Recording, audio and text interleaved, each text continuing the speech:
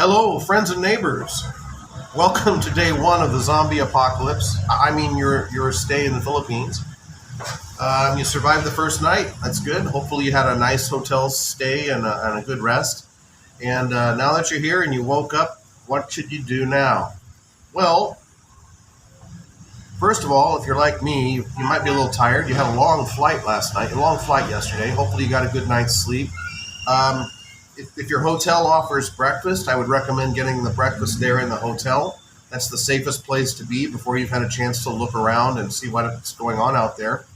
Um, and some of the hotel food here is pretty good. A lot of them have like an American breakfast, a British breakfast, a Philippine breakfast, and some options there. So you can at least get something that suits your palate, what you're used to here in the Philippines on your first morning. Um, the first thing I would do, unless you just want to relax in your room, see if the hotel has a swimming pool, maybe a gymnasium. Depending on the hotel you checked in, some will, some won't.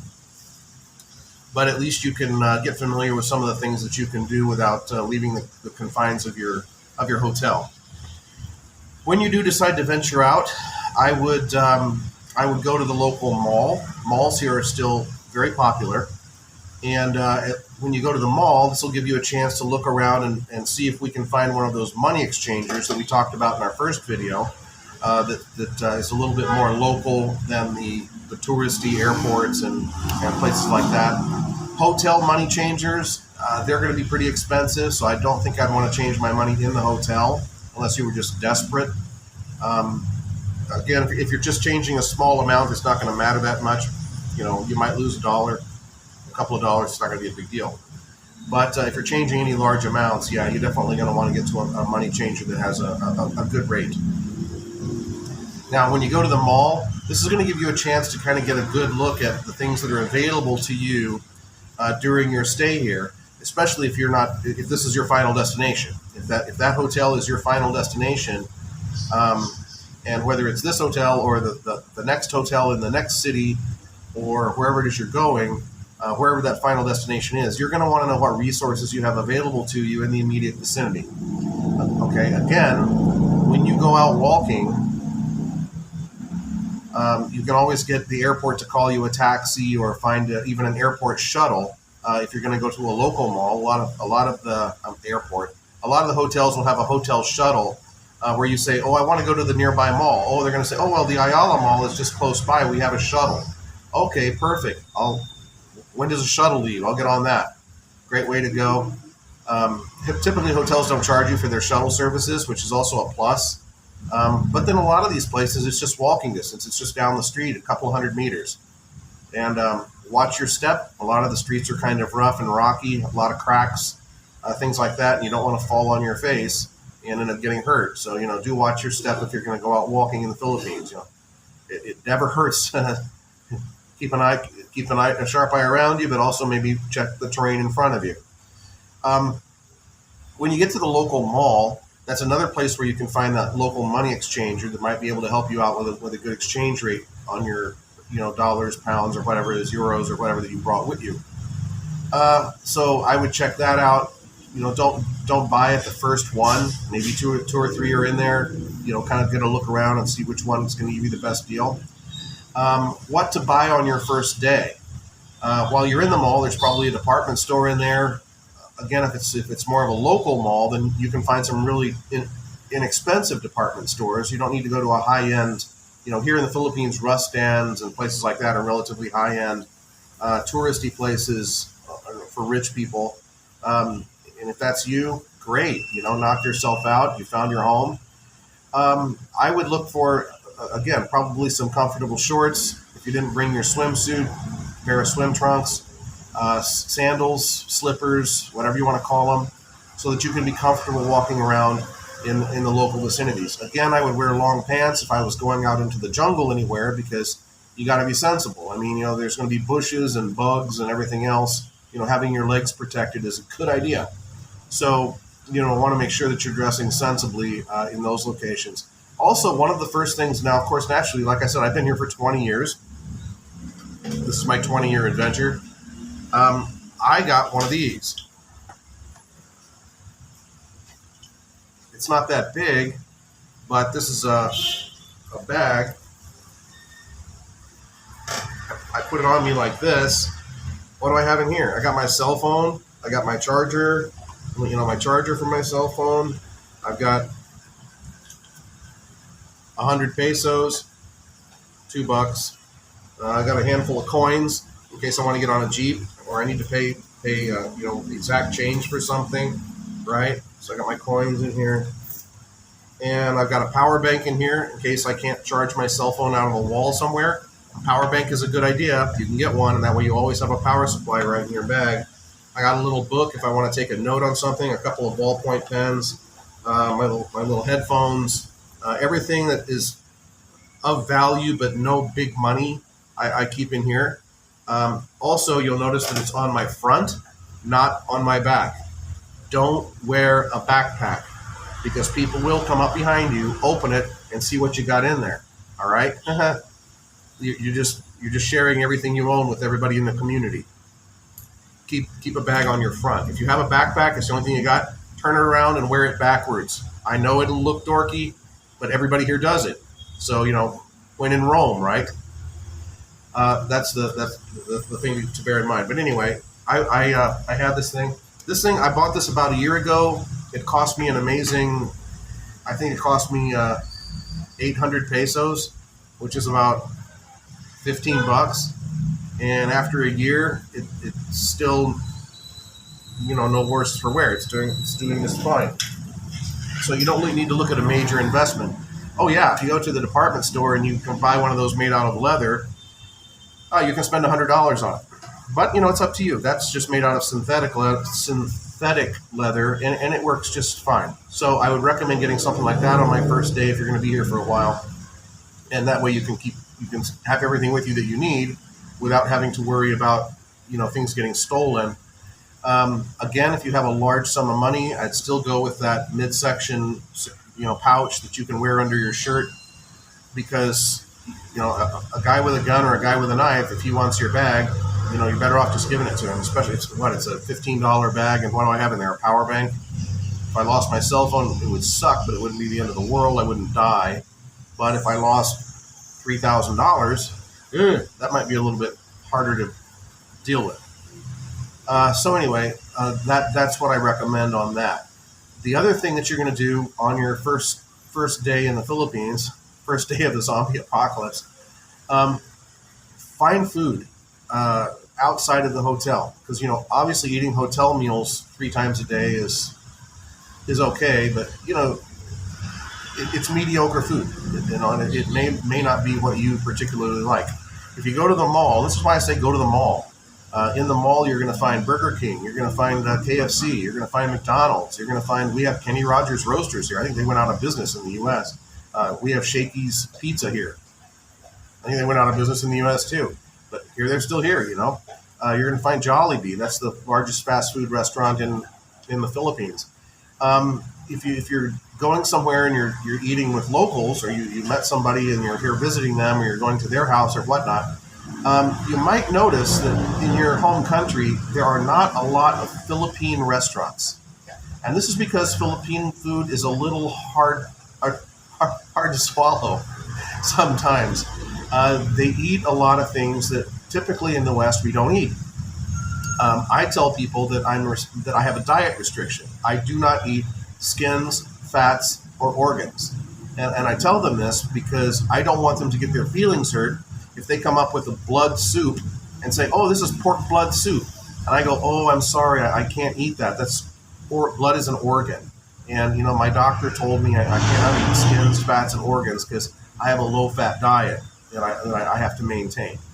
And that way they don't get their feeling hurt, because if you just go, ew, that looks terrible, someone poured their heart and soul into that, or something else's heart and soul into that. So, yeah, right. So you just maybe don't want to eat everything that you're offered. They do make great food here. They make good caldera, which is basically a beef soup, which is nice. Adobo, you can't go wrong there. Chicken adobo, it's basically their local version of baked chicken. They also have lumpia, which is kind of like the Chinese spring rolls that they make here, and those are pretty yummy. So they do make some good foods here locally. Of course, they eat rice with every meal here. Rice 3 times a day. Every single Filipino eats rice 3 times a day. So you're going to find a lot of rice. But again, if you just tell people that oh, I don't eat skins, fats, and organs, then they're not going to get insulted when you say, oh, I'm sorry, I can't really do the blood soup thing. Yeah. And obviously, they also have a lot of things that they eat locally that, I remember walking around in Bohol, and it was evening time, and everybody had these little hibachis out in front. They're all doing barbecue, and it smelled good. I'm like, wow, this whole place smells nice. Everybody's doing barbecue. As you inspect what they're cooking, a lot of this is, again, they like making those blood cubes, barbecuing them. It smells good when it's cooking, but unless you're into blood cubes, or chicken feet or chicken heads, they call that helmet. Typically 3 chicken heads on a stick, and I remember seeing my pretty young girlfriend at the time, oh, goody, and eat chicken heads. And I was just kind of like, ugh, how is she doing that? It's crunchy. I bet it is too, yeah. Anyway, chicken heads. They also eat what they call isaw here, which is chicken intestine curled up and on a stick. And yes, it is the intestines right out of the chicken. I understand that they try and clean them and whatnot, but still, it's a chicken intestine. The average life expectancy in the Philippines is like 50 or 60 years, and this might be lending to that, I feel, in some ways. They also tend to eat a lot of fats and skins. Sometimes they just fry up the skin and eat the skin. But they do tend to eat a lot of food that in the West never makes it out of the butcher shop. I mean, it lands on the floor in the butcher shop. They sweep it up. They feed it to the cats. It goes into dog food, cat food, and hot dogs, I guess. But we just don't eat that stuff in the U.S. Here they eat it. I used to joke and say, well, the cats here are really jealous and starving to death because they don't get to eat the scraps. There are no scraps. So be mindful of that. Also, I would watch out for street vendors who want to sell food on the street. I'm not saying that it's bad food. Again, this is the Philippines. It's not my culture. People here have a different chemistry than I do. They have a different stomach than I do. They have a different palate than I do. They find different things more tasty than I do. But I'm also a little concerned because I'm not accustomed to eating things that might not be prepared in a certain way. And the sanitation can sometimes be an issue if you're looking at buying something out on the street. Obviously, if it's something deep fried, it's probably going to be okay because it's deep fried. But if some guy wants to sell you some squid balls, you just might want to remind yourself that squids don't have balls. So, just think about it a little bit. So anyway, I would steer clear of a lot of the street food unless you can get used to it, or if it's something that looks particularly appetizing and amazing, and the guy you can tell is doing a good job on it. Then of course my inhibition tends to go down a little bit. But obviously, from the size of me, you can see I'm healthy. I tend to stick with no skins, no fats, no organs, and a lot of the food that I can find familiar. Also, you'll notice that, like for example, if you go to McDonald's, they have fried chicken and spaghetti at McDonald's. You're not going to find that in most Western countries. I think that they said that the Philippines is the only country in the world where McDonald's sells spaghetti. Jollibee, that's the number one fast food chain here in the Philippines, also sells good fried chicken. They have spicy and regular. I recommend it as spicy. It's kind of good. I like spicy food anyway. And they sell spaghetti. Most places here sell spaghetti. I don't know why. But bear in mind, Filipino food tends to be sweet. So they're going to add sugar to their spaghetti. So if you're looking for your mom's Italian spaghetti, also, rather than meat, or like we might have meatballs in it, or chunks of beef, or something like that, they tend to dice up hot dogs and serve the spaghetti, sweet spaghetti with hot dogs. That seems to be what they want. I have a restaurant here in the Philippines, and guess what we serve? Sweet spaghetti with hot dogs. What? I tried to sell Italian spaghetti. Nobody wanted it. You gotta sell what they want to buy, right? So anyway, that's the thing to do. On your first day, go ahead and fill in what you didn't manage to bring with you. Go to the local mall, fill in what you didn't manage to bring with you, find some good prices. There are good prices here, a lot of really good prices. I buy a lot of my t-shirts for $3 a piece. They last for a couple of years. They're not polos, but they last a while. Get your sandals, if you need anything like that. Oh, I forgot to mention before, if you need ibuprofen or something like that on regular basis, or you suffer from indigestion, bring the Alka-Seltzer with you. They don't have Alka-Seltzer here. You can buy ibuprofen here, but you have to buy it one tablet at a time. So if you're used to a jar of ibuprofen, Kirkland or whatever, bring it. Throw that in your bag. It doesn't weigh that much, doesn't take up that much space. That's going to save you the frustration of having to go buy one or two tablets of ibuprofen at a time. That can be kind of irritating. So anyway, go ahead and if you're going to be here a while, go ahead and get yourself a bag to carry your stuff in. It's going to be a lot smaller than your suitcase, and it's not going to leave you with your arms full. The last thing you want to be is walking around with your arms full of important stuff or bulging pockets if you're a guy. So that's kind of important. Get your food situation straightened out. Get that money changer figured out where he is, and you should have a pretty good first day. If you want to travel someplace and you're in a hotel, I don't know what city you're in, so I would go down to the travel desk and say, hey, what's nearby that I can go see, and they should be able to give you some good tips. There's an attraction here, an attraction there, an attraction over there. If you're going to local attractions, wear shorts and sandals. Especially if it involves anything to do with water, because you're going to get wet. Getting out of the little tiny boat and walking to the shore, even if they park right there next to the beach, you're going to be walking through the water to get to the beach. Like General Grant, you'll be landing on Leyte. Anyway, that's what I'm going to leave you with today. Again, I want to keep these videos short, topic-based. And, by the way, you should also find a local supermarket somewhere in that mall that you went to. And if you want to get any foods for your room later, like some cup of noodles or some crackers, things like that for snacking later in the day, or you want to get a couple of bars of chocolate or whatever else, take those back to your room. Great idea. Much, much cheaper than buying the snacks that are in the refrigerator at the room. Also, bottled water. If you're going to be walking around, I recommend, they sell Gatorade here in the supermarkets and grocery stores. Get some bottled water. Try not to drink the tap water. It's treated, but every time I drink it, I end up really, really sick. So don't drink the tap water if you can help it, or if you're not used to it. Okay? So get yourself plenty of bottled water, and you should have a pretty good first day. And that's going to be it for this video. And as always, I look forward to seeing you in the next video. And I'll hopefully have some really more good information for you that you need to know on the second day of the zombie apocalypse. Welcome to the Philippines.